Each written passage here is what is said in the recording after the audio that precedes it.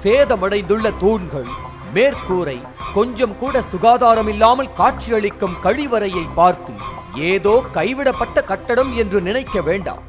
நாள்தோறும் ஏராளமான மக்கள் வந்து செல்லும் புதுக்கோட்டை பேருந்து நிலையத்தின் காட்சிகள்தான் இவை.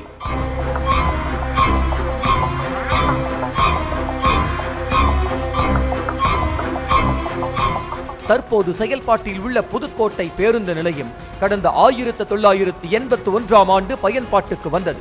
5 ஏக்கரில் 43 ஆண்டுகளுக்கு முன்பு கட்டப்பட்ட பேருந்து நிலையத்தில் 52 பேருந்துகள் நிறுத்த முடியும். 3 இடங்களில் பயணிகள் காத்திருப்பு பகுதி, 2 கட்டண கழிப்பறைகள், இருசக்கர வாகன நிறுத்துமிடம், புறக்காவல் நிலையம் இவற்றோடு அனுமதி பெற்ற 60 கடைகளும் முறையான அனுமதியின்றி ஏராளமான கடைகளும் உள்ளன. இந்த பேருந்து நிலையத்திலிருந்து தினசரி 255 வெளியூர் பேருந்துகளும் 138 புறநகர் பேருந்துகளும் இயக்கப்பட்டு வருகின்றன.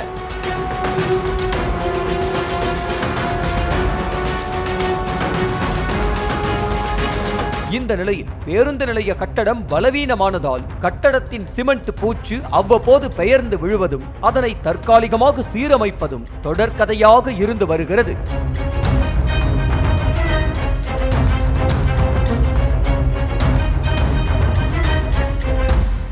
இது ஒருபுறம் இருக்க, நவீன கட்டண கழிப்பறை என்ற பெயரில் பேருந்து நிலையத்தில் செயல்பட்டு வரும் கழிவறைக்கு செல்வோர் அருவருப்புடன் மூக்கை பிடித்துக் கொண்டு வெளியே ஓடி வரும் அளவுக்கு அசிங்கமாகவும் துர்நாற்றத்துடனும் உள்ளது.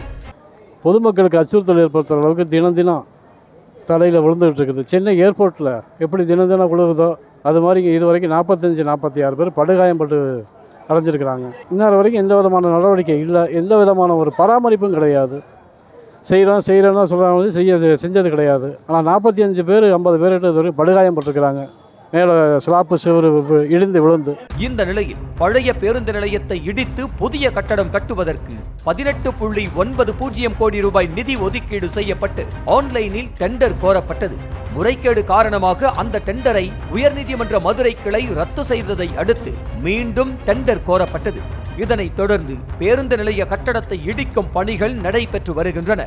ஆமை வேகத்தில் நடைபெற்று வரும் பணியை துரிதப்படுத்த வேண்டும் என பொதுமக்கள் கோரிக்கை வைக்கின்றனர். 100 ஆண்டுகளை கடந்த நகராட்சி இது இப்போ மாநகராட்சி ஆயிருக்கு. இந்த மாநகராட்சி நிர்வாகமாவது தமிழக அரசுக்கு வலியுறுத்தி உடனடியாக கட்டுமான பணியை துவங்கி பொதுமக்களை அந்த ஆபத்திலிருந்து கட்டுமான இடிபாடு அது மாதிரி எதாவது ஆயிடுச்சுன்னா அதெல்லாம் நடந்ததுக்கு முன்னாடி கவலைப்பட்டு எந்த பிரயோஜனம் இல்லை. எச்சரிக்கை பலகை வச்சிருக்கிற அரசாங்கம் அந்த எச்சரிக்கை உணர்வோடு விரைந்து இந்த கட்டுமான பணியை தொடங்கணும். அதான் பொதுமக்களுடைய எதிர்பார்ப்பாக இருக்குது. செய்திகளை உடனுக்குடனும் துல்லியமாகவும் தெரிந்து கொள்ள சப்ஸ்கிரைப் பண்ணுங்க.